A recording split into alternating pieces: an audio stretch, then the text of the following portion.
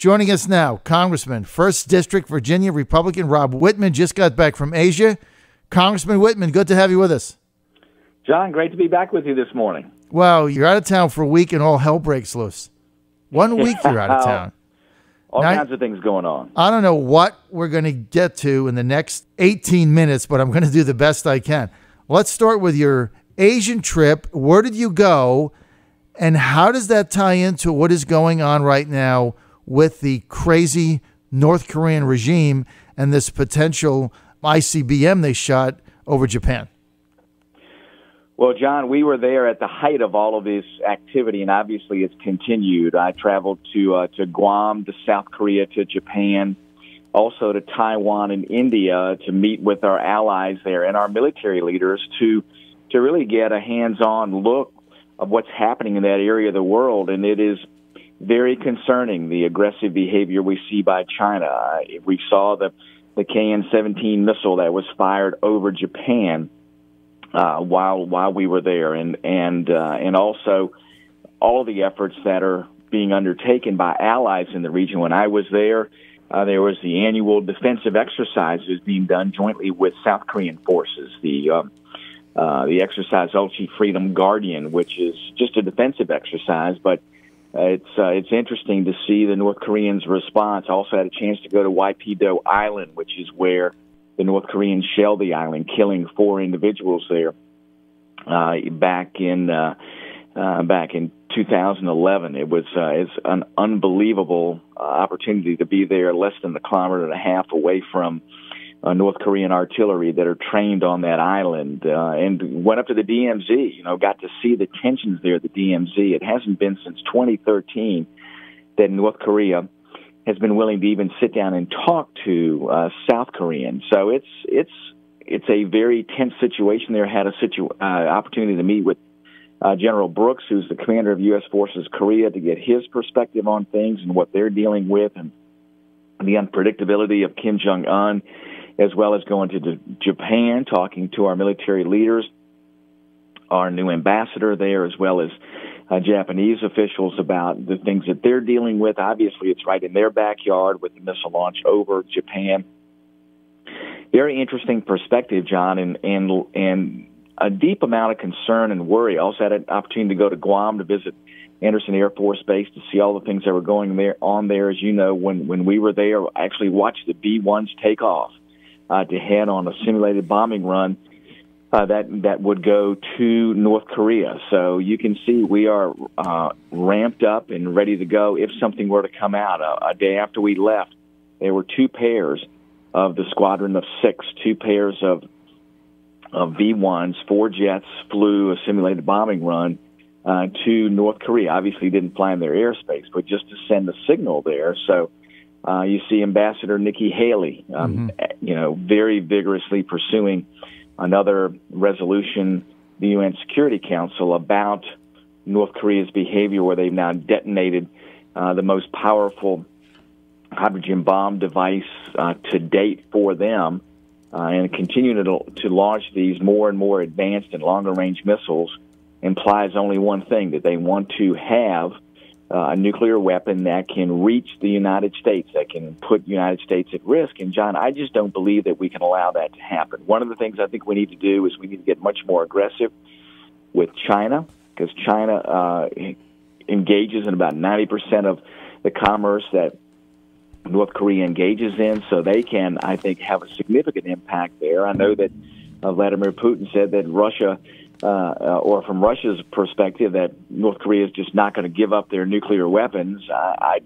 We just need to make sure that they stop in gaining the ability to hold the United States at risk, because if they do, this is going to be a continual effort where we're going to have to deal with the unpredictability of Kim Jong-un. So it's a matter of dealing with it now or dealing with it at some time in the future.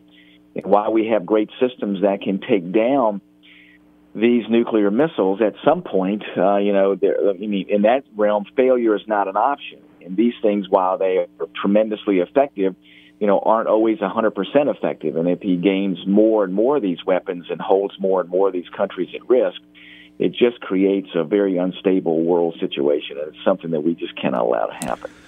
So, Congressman Wittman, let me ask you this. You're the chairman of the subcommittee on sea power in America. So you're very involved in this, and obviously you've met with some of the military leaders that are going to be making decisions if anything happens. When you were in Asia, you said we can't allow this to continue. So you also said we need to get more aggressive with China. The president tweeted out over the weekend that maybe the thing to do is to simply suspend all trade with all nations who trade with the North Koreans. That's a pretty dramatic step. Obviously, China reacted to that immediately. They went bananas over it. Is that something you think might have an impact here?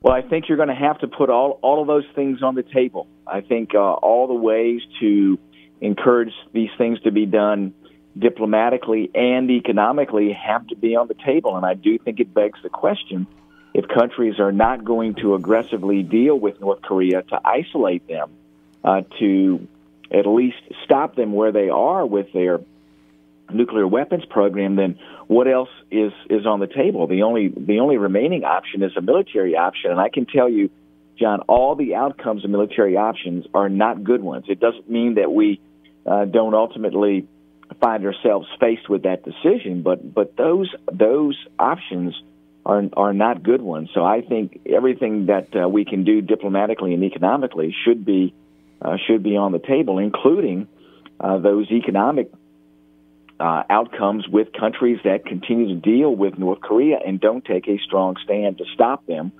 from ultimately developing these long-range nuclear weapons or being able to field these long-range nuclear weapons. They're developing them now, but to get to a point where they can actually field them to where they're effective, that's the thing that concerns all of us. So yesterday, Massachusetts Senator Ed Markey said that, look, why don't we just tell them that we're not going to topple their regime, because that's why they're developing all these. It's as a defensive measure. Why don't we just talk to them and say, look, we're not going to topple your regime. We're not going to have South Korea invade North Korea, and maybe this will all go away. He's taken the position that the North Koreans are doing this out of fear of the fact that we will try to take them out. That approach seems a little Pollyannish, but what do you think of that?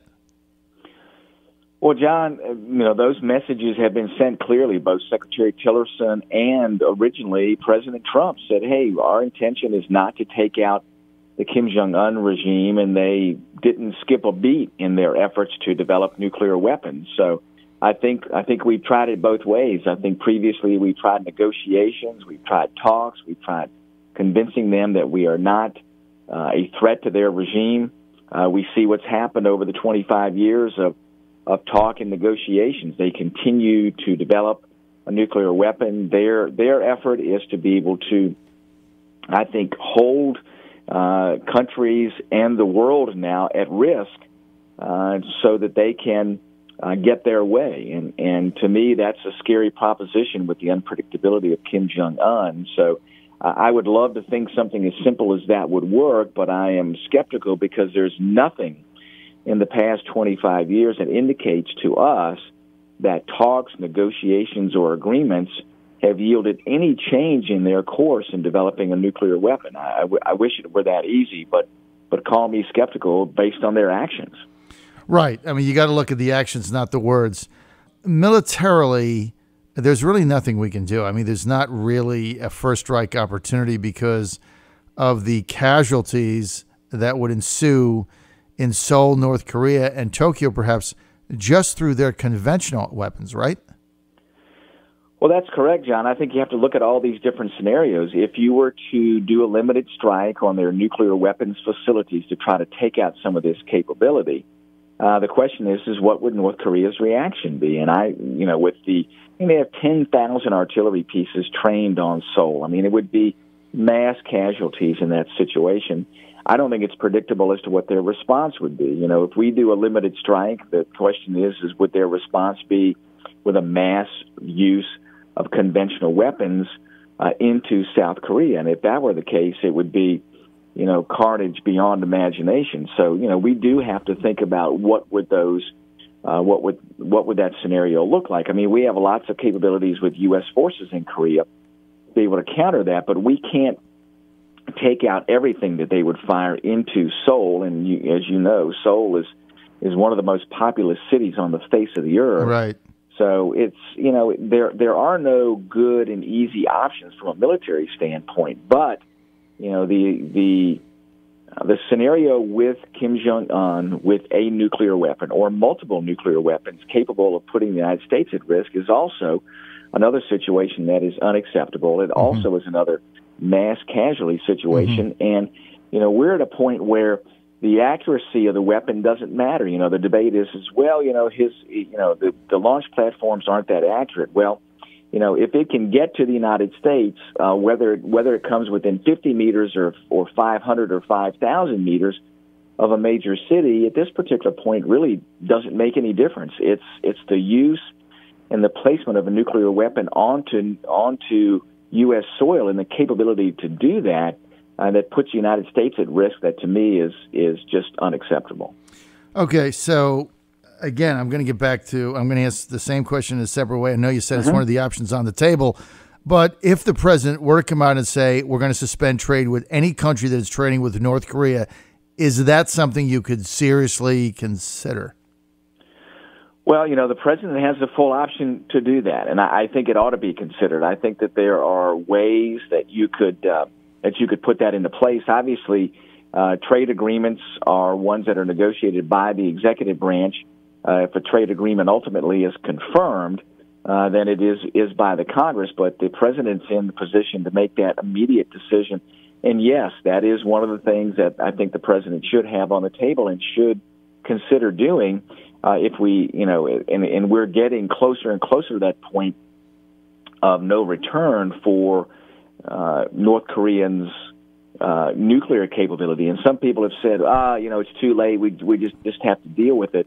I don't think that's the case. I think that they are pursuing this at a breakneck pace. I think that they are quickly getting to that point. But we do have an opportunity now to be able to at least stop it where it is. And if we don't, then we're going to be living in a world where there's the constant threat of a nuclear attack from North Korea on the United States. And then their unpredictable behavior, I think, gets worse and worse and worse. And then the options for us, are even worse because then if we act, it's not just a conventional response, it's a nuclear response. So, we have to think about that too, John. So I think all these economic elements should be on the table, including how we deal with countries that are trading and dealing with North Korea. Chairman Wittman, have you had a conversation on this directly with the president?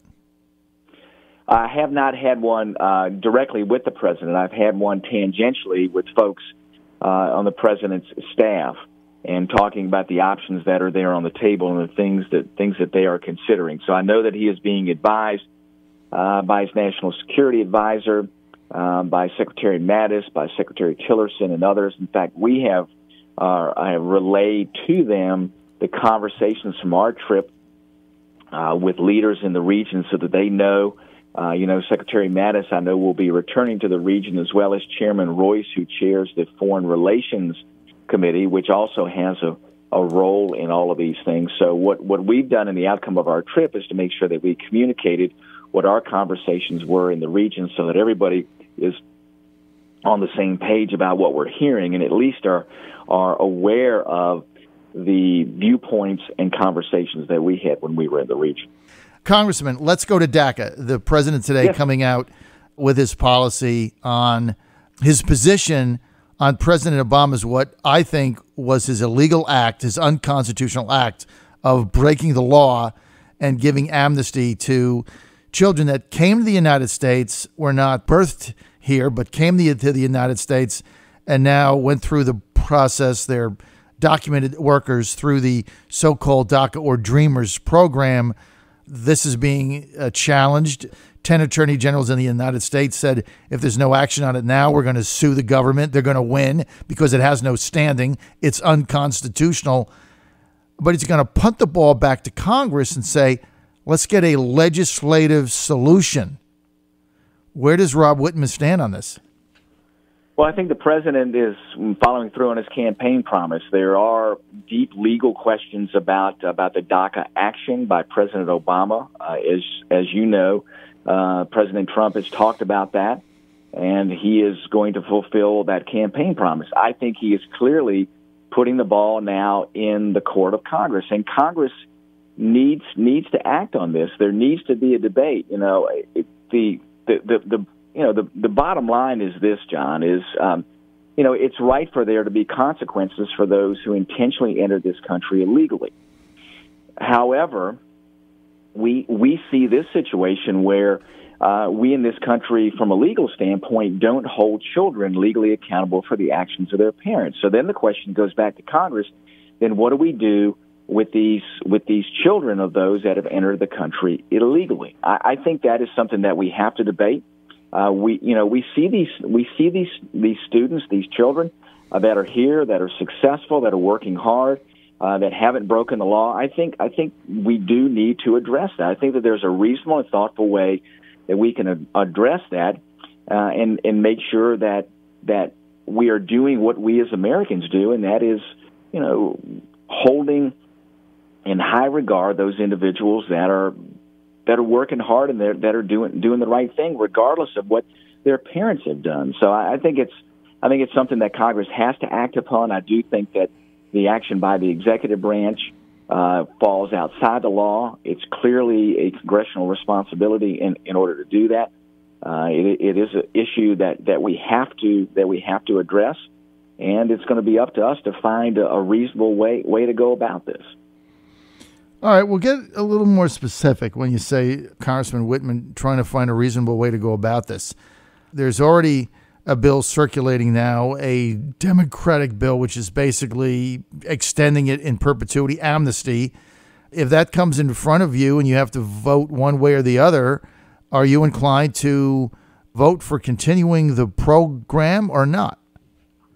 Well, no, I am not in favor of amnesty. I think continuing the program as it is now put in place doesn't get at the root of the issue. I think that you have to debate what the conditions are for those individuals that are here, for those children of folks that have entered the country illegally. I don't think that you can just say, hey, if they're here. I think you have to look at certain conditions. You have to look at certain requirements. In other words, if they've committed a crime, then that consideration should not be extended to them.